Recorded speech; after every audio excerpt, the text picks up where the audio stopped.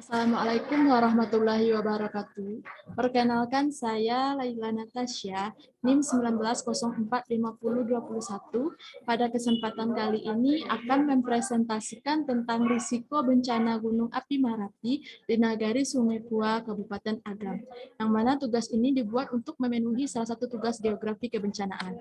Baik, kita mulai pada poin yang pertama, yang A, pendahuluan. Jadi bagaimana kerentanan bencana gunung api di Indonesia? Indonesia merupakan negara yang memiliki letak geologis yang strategis, yaitu dilalui oleh dua sirkum pegunungan api yang aktif, yaitu sirkum Mediterania yang memanjang di paparan Sunda dan sirkum Pasifik yang memanjang di paparan Sahul. Nah, hal ini menyebabkan di Indonesia terdapat banyak gunung api yang aktif. Selain itu, Indonesia juga dikelilingi oleh Ring of Fire, yaitu cincin api Samudra Pasifik.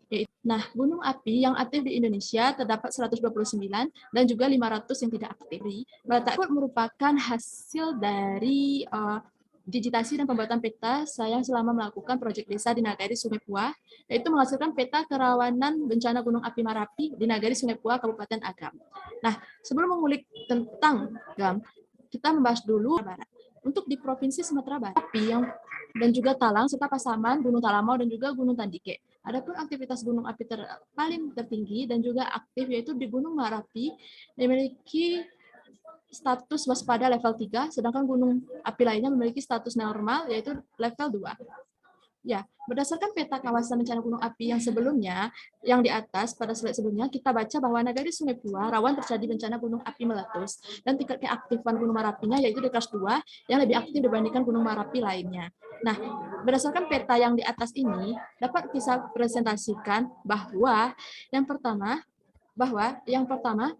terdapat kelas 1 berpotensi terlanda aliran lahar hujan yang mencakup wilayah Jorong Tangah Koto, Kapalokoto, Limo Suku, dan Limo Kampuang. Serta kelas kedua berpotensi atau pijar dan juga lahar hujan yang mencakup wilayah Jorong Limo Kampuang. Lalu kelas 3 terlalu terancam aliran awan panas mencakup wilayah Jorong Limo Kampuang. Nah, berikut merupakan petanya, yaitu di Jorong Limo Suku, Galuang, Tangah Koto, Kapalokoto, dan juga Limo Kampuang. Berdasarkan peta ini bisa kita lihat Limo Kampuang. Nah, ini merupakan risiko yang paling tinggi untuk terkena letusan Gunung Merapi seperti material erupsinya.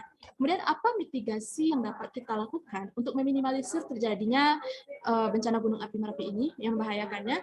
Yang pertama, jika terjadi bencana gunung api, maka BNPB, Badan Nasional Penanggulangan Bencana, akan menentukan radius aman dari puncak gunung Merapi tersebut, agar masyarakat mengosongkan daerah yang dianggap tidak aman. Radius ini bisa mencapai jarak hingga 12 km. Yang kedua, tidak berada di lembah dan daerah aliran sungai. Masyarakat diinstruksikan untuk menjauhi daerah aliran sungai, menjauhi dari ancaman banjir lahar yang sering terjadi di musim hujan, karena material erupsi Gunung Merapi ini bisa berupa lava, lahar itu bisa masuk ke dalam sungai yang nantinya dapat membanjiri rumah warga. Nah, yang ketiga, hindari tempat terbuka, karena ketika adanya suatu lava ditemukan di daerah tersebut, tidak ada penghalangnya sehingga kontaminasi langsung dengan manusia. Yang keempat, menggunakan masker atau kain basah. Nah, penggunaan masker ini sangat bermanfaat karena abu hasil letusan gunung api sangat pernafasan. Dan ini mengakibatkan rentannya penyakit ISPA yang akut. Lalu memakai pakaian tertutup agar. Nah, sekian presentasi saya tentang mitigasi kawasan gunung api Merapi. Apabila terdapat kesalahan, mohon dimaafkan karena kesempurnaan hanyalah milik Allah. Kesalahan berasal dari zakat.